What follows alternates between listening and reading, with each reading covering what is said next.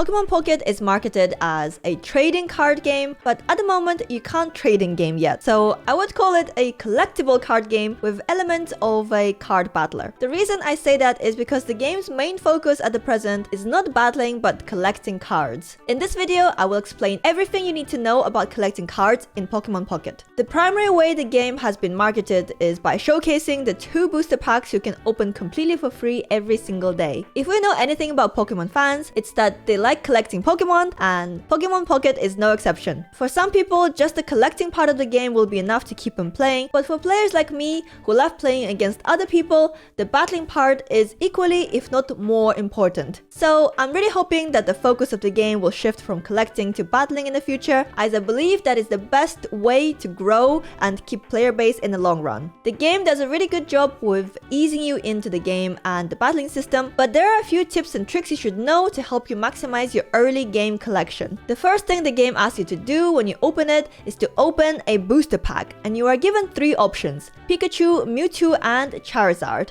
The game doesn't really explain this part, but the pack you choose will determine which basic starter and EX card you get in your first pack, and which alternate art starter you'll get in your first Wonder Pick. If you choose the Pikachu, your pack will contain a basic Squirtle and an Arcanine EX, and your first Wonder Pick is guaranteed to be an illustration rare of Squirtle. If you choose the Charizard pack, you are guaranteed to open a basic Charmander and an Executor EX in your first pack, and get an illustration rare of Charmander in your first Wonder Pick. If you choose the Mewtwo pack, your pack will have a basic Bulbasaur and a Marowak EX, with your first Wonder Pick being illustration rare of Bulbasaur. Whenever you want to open more packs, you have to choose between Pikachu, Mewtwo, and Charizard packs, and each type of pack has cards unique to it. You might ask, what is the best booster pack to open if you want a strong and cheap deck you can play as soon as possible? Well, the answer to that depends on A, how much money you're planning on spending on this game, and B, what kind of decks you want to play. If like me, you're planning on dropping a lot of money on the game, and by a lot I mean around $250, then feel free to start opening any pack you like the look of, because you'll be able to get most of the cards anyway. If you're free to play or are planning on spending a little bit on the game only, maybe buying a season pass and a modest amount of Pokecoins, you should have a look at the kinds of decks you want to build before starting to open your packs. It also depends on the immersive card you want to get the most. If you care about those, you can only get the Charizard immersive from the Charizard packs, Pikachu immersive from the Pikachu packs, and of course Mewtwo immersive from the Mewtwo packs. The strongest decks currently in the game are Mewtwo Gardevoir, Pikachu EX, and Starmie EX. Pikachu EX is probably the cheapest out of the 3 to build, and of course you get all the cards you need for it from the Pikachu packs. Starmie is probably the best card in the game right now, and you can find it in Charizard packs. Together with Sabrina, probably the second best supported card you can get. She is a must-have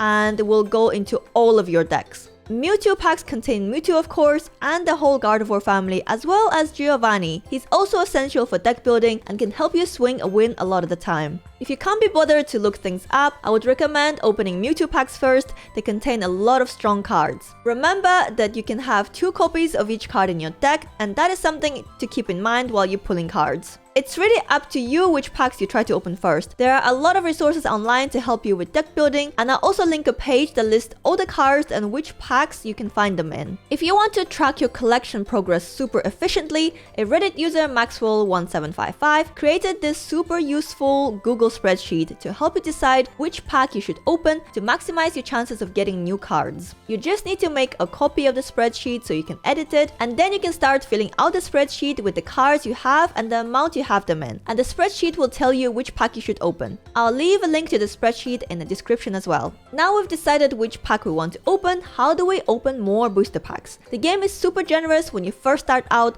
and you get a lot of pack hourglasses thrown at you by just completing beginner missions and advanced missions, and by leveling up.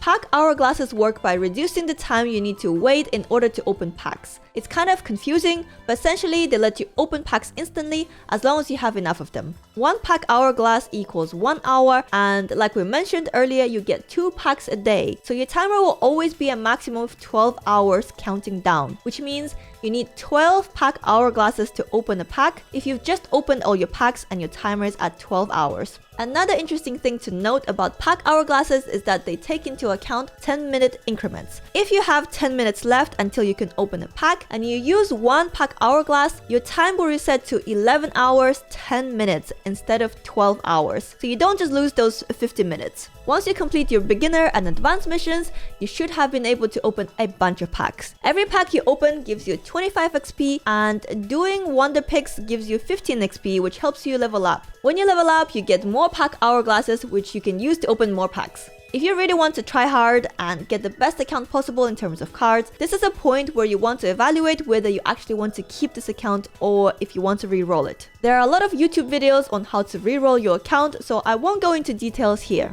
In short, the way you do it is by deleting your saved data in your account and starting over. For me, re-rolling an account is not really a fun way to play the game, but I understand why some people would want to do it. I got a complete base collection by spending money on Pokegold, and I appreciate that not everyone can do that. So if you do care about having a strong early account without spending money, re-rolling might be a good option for you. Only you can decide whether an account is worth keeping or not. Maybe you got some really beautiful full art cards that you want to keep, or maybe you got some really strong EX cards. So have a look at some card tier lists to see how many of the strong cards you got. The next step in maximizing your pack hourglasses is finishing all the missions in the solo mode, which is essentially the PvE mode. There are 3 ranks of step-up battles: beginner, intermediate, and advanced, and an expert solo mode you can complete to earn more pack hourglasses and shop tickets. I know there's a lot of different currencies in the game, it can get a little bit confusing. You can use shop tickets to purchase items from the shop, such as more hourglasses, binder covers, and most importantly, promo cards. These are the cards you can only get from the shop or from missions. You can't currently open them from booster packs. All the promo cards currently cost 2 shop tickets only, and it's very easy to buy all of them. I would say Professor's Research and Pokeball are absolutely must-have cards in any deck. Card drawing ability in a 20-card deck is absolutely game-breaking, and I would not make any deck without including these 2 cards, both of them in copies of 2. But you do get these cards for free with your free starter pack. Potion and X-Speed are the 2 other cards you will see in most decks, so I will try to get them as soon as possible as well. You do get some of these cards by completing the battle guides, 8 to 12 though, so check your collection before making any purchases. The other promo cards you have to purchase using shop tickets. You can buy extra copies of the trainer cards using shop tickets to get flares. These are cosmetics you can apply to your cards to give them a fresh and distinct look. Whenever you get duplicate copies of cards, you get this special currency, yes, I know, another one, called Shine Dust. You need extra copies of a card and Shine Dust to obtain a flare. When you create a deck and add a card that has flares, you need to click on the flare icon after adding that card to your deck to select the one you want. Flares do show up during battle, but only when you click on the card and when it is first played in battle. This is something I hope they'll change in the future because it would be super cool to have the flares be on constantly. Pokemon cards can also get flares. These vary from Pokemon to Pokemon, with rarer cards costing more Shine Dust to get flares on. Once you have all the promo cards, you can spend some shop tickets buying pack hourglasses. I haven't bought any pack hourglasses or wonder hourglasses. These are the hourglasses to refill your wonder pick stamina because they seem pretty bad value to me, and I'm waiting to see if anything better gets added to the shop. Going back to solo battles, some of the more advanced battles can be a little bit more challenging, so you can use the rental decks you get from opening certain cards to help you with them. Rental decks are great because you can try out a deck to see if you like that playstyle or not before committing to opening more cards from that deck. You can use the rental deck up to 10 times. If you're feeling extra lazy, you can even use the auto battle option so the AI plays the game out for you. Of course, there's no guarantee the AI will win the game for you, but it doesn't hurt to try if you don't feel like battling yourself. I myself do not find joy in PvE battles, so I really like the auto battle feature. Once you complete all the solo missions, you should have enough pack hourglasses to open a few more packs. Another way to try and get the cards you don't have is using the Wonder Pick system in the main menu. Wonder Pick shows you recent packs that your friends and random players around the world have opened, and you can spend between 1 and 5 Wonder Pick stamina to randomly choose one card from that pack. The amount of stamina it costs to do a Wonder Pick depends on the rarity of the cards within. The main Wonder Pick screen shows a maximum of 5 stamina. The recharge rate is an abysmal 12 hours per stamina. If you want to maximize your Wonder Pick usage, make sure not to let your stamina cap out. Certain cards are excluded from Wonder Picks. As far as I'm aware, you can't get 3-star cards or crown rares from Wonder Pick. Wonder Picks are also time-gated and expire after a certain period of time, but some of them will still be listed. You can use a rewind watch to Wonder Pick that pack if you really want to, but I haven't used that feature myself. Wonder Pick is a great way to get cards in different languages because if you Wonder Pick from a player playing the game in a different language, you will get a card in that language, which will also be registered in your card decks. And don't forget to thank the player you picked at the end of a Wonder Pick so they can receive some shop tickets. If you have ever played Hearthstone, pack points are like dust. You can use them to craft the cards you need. You get 5 points for every booster pack you open in game. You can use pack points to purchase the cards. Go to the pack opening screen and you will see a little open pack logo on the bottom right. Click on that, it will take you to the cards you can purchase. The rarer the card, the more pack points it's going to cost to purchase. A common card only costs 35 pack points, but an EX card will set you back 500 pack points, the equivalent of opening 100 packs. You can even purchase immersive cards for 1,500 pack points and crown rares for 2,500 pack points. So if you're a blue whale in game, that could be an option for you. Although if you're a blue whale, you probably already opened those cards. If you're free to play, I would suggest using your pack points to purchase trainer cards we mentioned earlier, unless you were lucky enough to pull 2 copies of them already. The must-haves are Sabrina, Giovanni, Misty for water-type Pokemon, and Erika for grass-type Pokemon. All cards in Pokemon Pocket, with the exception of promo cards, have an in-game rarity attached to them. You can see a card's rarity at the bottom left of every card. To make things easier, let's split cards into 3 categories: Diamond rarity cards, Star rarity cards, and Crown rares. The most common cards are 1 diamond cards, and in every pack there will always be at least 3 1 diamond cards. The 4th and 5th cards can be anything but a 1 diamond card. And if you want to see the pull rates, they're available in-game. Just go to the pack opening screen and click on the offering rates at the bottom left of the screen. You see that it's extremely rare to pull a crown card, also known as a crown rare. The chances are 0.04% for the 4th card and 0.16% for the 5th card. Here's a useful graph showing cards drop rate in a normal booster pack.